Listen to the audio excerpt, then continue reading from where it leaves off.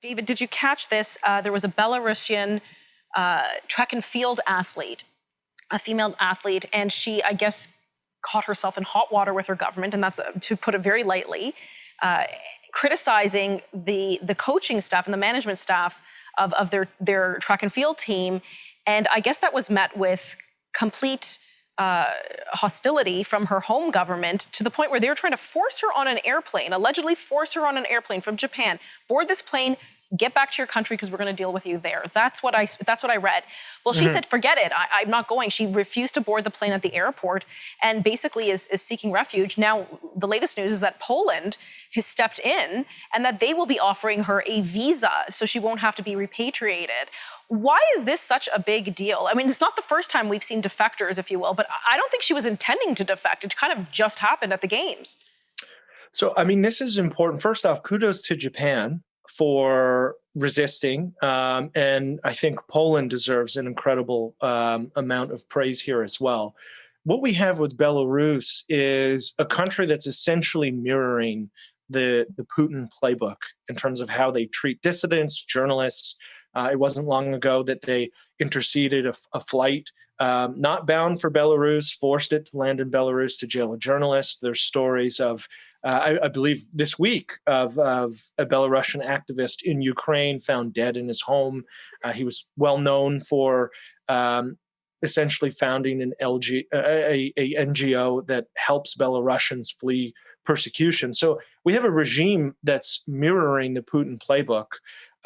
So I think it's great to see Poland put their foot down here, because, I mean, the Polish people know exactly what it's like to live under a dictatorship, and they're standing up to what is now widely regarded as Europe's last dictator. Yes, and again, I agree with you. Kudos to Poland for stepping in there. You mentioned Russia. I remember, I believe it was at the Olympic Games. Remember Mikhail Baryshnikov? He was another famous gymnast. He was a gymnast, a defector. Or no, he was a ballet. My apologies, not gymnast. But yeah, anyhow, so these things happen at the games.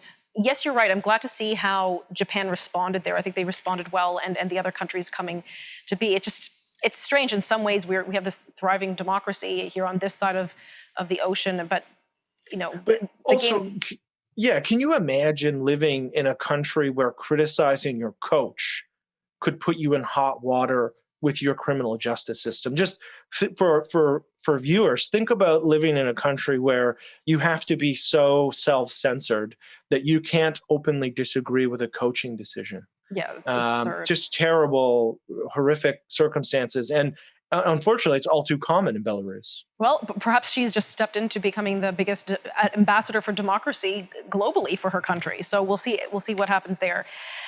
A couple things happening. We saw a new CDC report about children's adverse effects from the Pfizer vaccine. Again, this is from the Center for Disease Control in America. They're saying 397 children, so almost 400, have suffered heart inflammation, the condition known as myocarditis. It's quite serious. These are young children, obviously ages 12 plus, but under 18. This is not something people want. This is not something nobody wants their child to have, and it has been reported by the CDC through their vaccine reporting system. Now, just to keep it clear that to date, keep in mind that total deaths for U.S. kids now ages 5 to 18 is 282. How do you square this? Well, I think that deaths is probably the wrong way to look at it. Serious illness is probably the more comparable figure.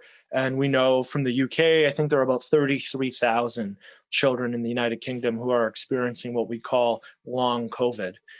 So long lingering effects.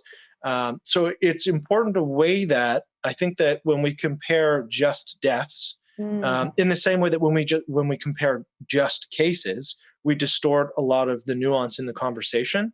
And so I think it's important to weigh that in terms of a cost-benefit analysis, especially when we have the increased prevalence of variants and how that will progress. And so it's important also to point out that with that in mind, the CDC still stuck by its recommendation that the cost-benefit analysis is clearly and overwhelmingly on the side of the vaccine. And so it's unfortunate that there are instances of severe side effects. They're incredibly rare in terms of the millions of youth who have been given the vaccine. But the cost benefit analysis is still pretty clearly on the side of getting the vaccine.